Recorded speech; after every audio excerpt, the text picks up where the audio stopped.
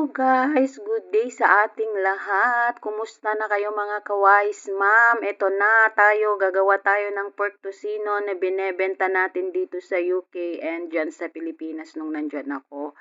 So, naghiwa-hiwa tayo ng karne, tapos hinugasan natin ng maayos. Nilagyan natin ng bawang, maraming bawang at nilublob natin sa Sprite. Yung Sprite guys, two option yan, Sprite or pineapple juice. Kaya lang ang pinili ko is Sprite kasi mas mura ang Sprite at benta naman itong gagawin ko. So nilagyan natin ng pulang asukal. Ayan, hindi mawawala ang pulang asukal kapag gumagawa tayo ng tocino.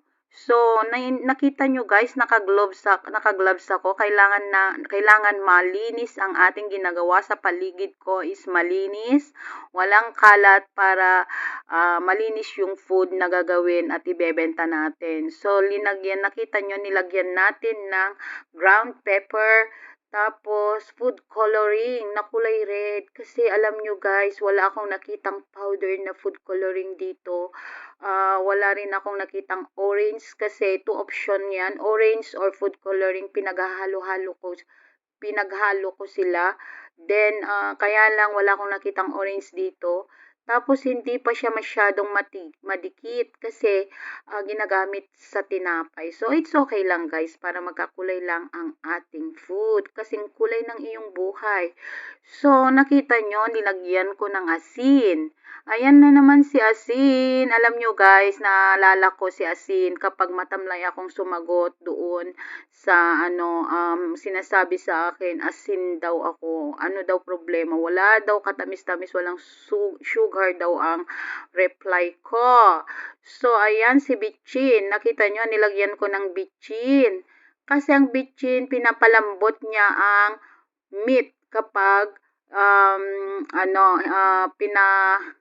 pina-stay natin yung kumbaga, binabad natin, pinapalambot niya yung meat, 'di ba? Then, next is, ayan, hinalo-halo natin hanggang matunaw lahat at maghalo-halo lahat ang mga ingredients na inilagay natin.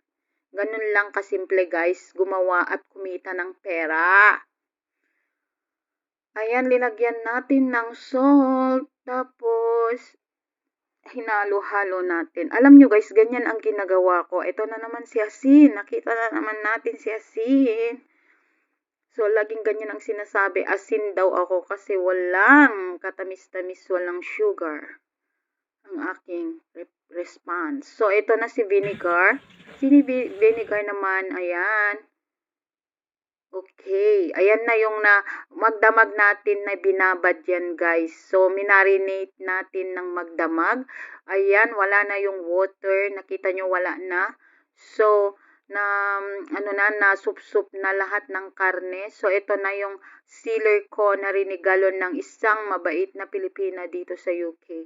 So, ayan guys, ayokong may masayang sa lahat ng mga ko kasi nakasali yan sa budget. So, hinati ko yung plastic. Ayan, ganyan, ganon dapat. Hinati mo ang iyong puso. By the way, ayan, tapos na, naglalagay na ako ng plastic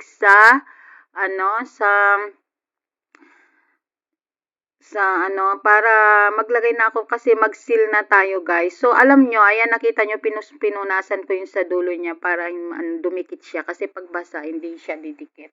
So, anyway, ganyan ang ginagawa ko. Ganyan ang dapat na i-chismis at saka i-marisol ng mga marites at mga marisol dyan sa Pinas. Kasi punong-puno tayo ng mga ganyan, guys.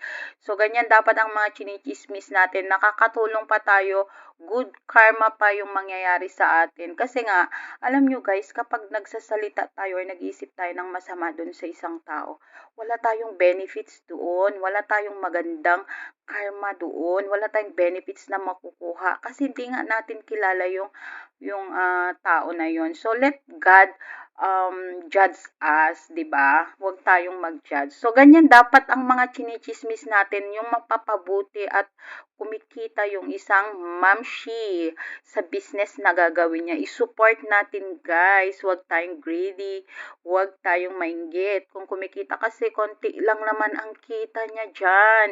Ganyan, para ano, ganyan ang gawin natin mga mamshi para hindi tayo utos-utusan ng mga mister na magtimpla ng kape pag galing sa trabaho kasi pagod sila.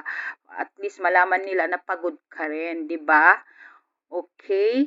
O yan, ganyan lang, kadali kumita ng pera. Tapos kailangan maging bravo ka. Lahat ng mga nakakausap mo, sasabihin mo sa kanila na meron kang food products, food products na ginawa mo at gusto mong bentahan sila. Tapos, galingan mong magsalita, itry nyo, ganon, itry nyo, itry nyo tikman, try nyo bumili, ganon, wag mahiya. Ganon kasi ako guys, kahit dito sa UK, hindi ako nahihiya. Itry nyo lang, kapag hindi masarap, then okay, sabihin nyo sa akin kung hindi masarap. Ganon, wag kang masaktan kapag sinabi nilang hindi masarap, matamlay, ganon. Kasi natututo ka pa doon, tinuturuan ka nila para paano maging mapabuti ang iyong business. 'Di ba? Learn and learn. So, ito na yung final. So, ayan, nakita niyo na si Jarvis Pork Tocino.